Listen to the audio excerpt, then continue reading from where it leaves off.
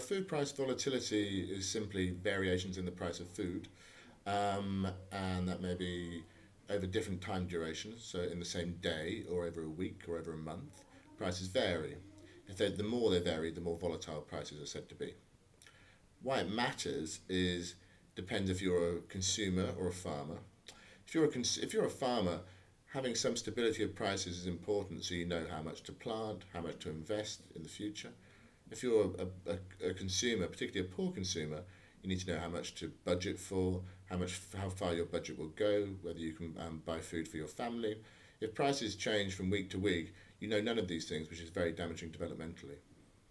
Well, it's contentious firstly because people disagree on how volatile prices are, and that's because there's different measures. But most people agree it has become more volatile. Secondly, there are lots of different causes. There are fundamental causes from supply and demand, which people agree on but disagree on how important they are. The real point of contention, though, is the role of financial market speculators, and that was why we decided to have this conference at IDS. So at the conference, we brought together a range of opinions to try and find see if we could find a way through, really. There are people who think that financial speculators are really a key cause of food price volatility, and others who think they have nothing to do with it. We brought these groups together and spent a day trying to discuss, debate, and come to some consensus, if possible, about the way forward. I think there certainly should be done something. Now, what of course is a big question, and there's certainly issues about managing price volatility. There are issues about reducing price volatility, and there are measures to be taken in the short term and measures in the long term. So it's very difficult. I think that many people actually focus on the human impact, which is quite important, helping the poor to maintain access to food and nutrition. I think that's very important.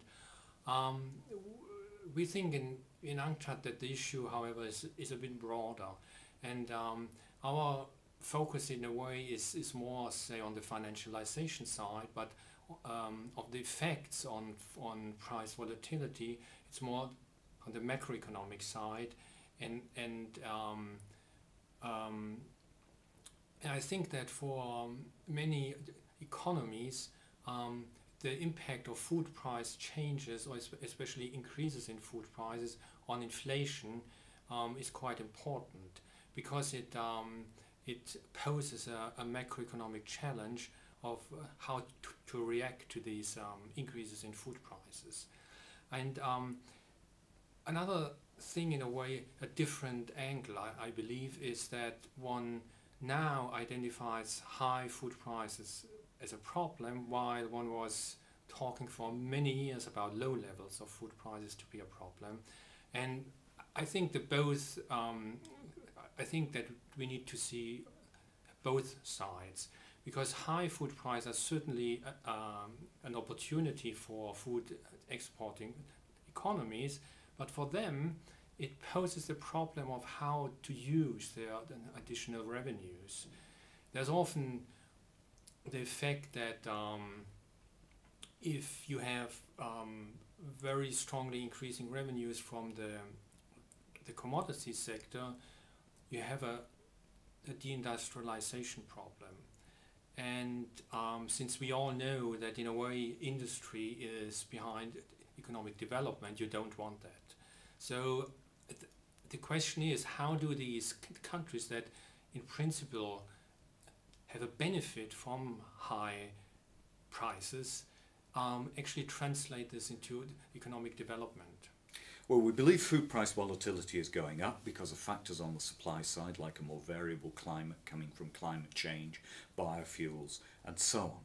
And therefore we say, what can we do about it? And there are four things on my list. One is a medium-term ideal, which is a more efficient and productive agriculture, which means that when harvests fail in one part of the world, we can trade grains and other staple foods to other parts of the world.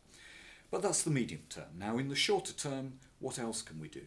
We could have more grain stocks. The problem with holding more grain stocks, however, is that is rather expensive. And the intriguing possibility there is, can we divert grains from their use for animal feed and for things like biofuels at times that price spikes threaten. A lot of technical work needs to be done to define whether that is a realistic option. A third area that people work on is that of the role of speculation on futures markets, and that in driving up prices and making prices more variable. The evidence on that is not very clear. I'm a little bit worried that we may take our eyes off fundamentals whilst we pursue policy in that area, perhaps to no great effect.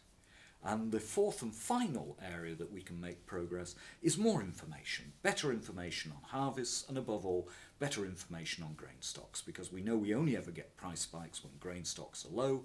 If we had a little bit more information, we might be in a better position to get early warning of when serious problems with prices are likely to occur.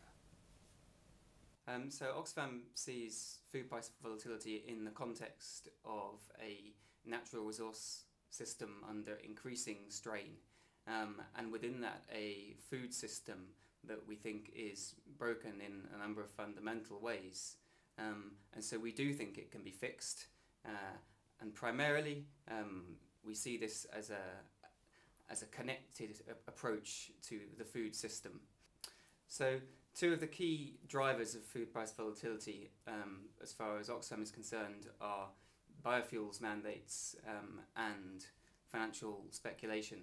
And in terms of biofuels mandates, we are concerned that biofuels mandates create a very inflexible block of demand in what is already a very tight market. So we think it's crucially important that biofuels mandates are removed, or at the very least made flexible, so that they can adapt in the face of market conditions and not provide a block which exacerbates food price crises.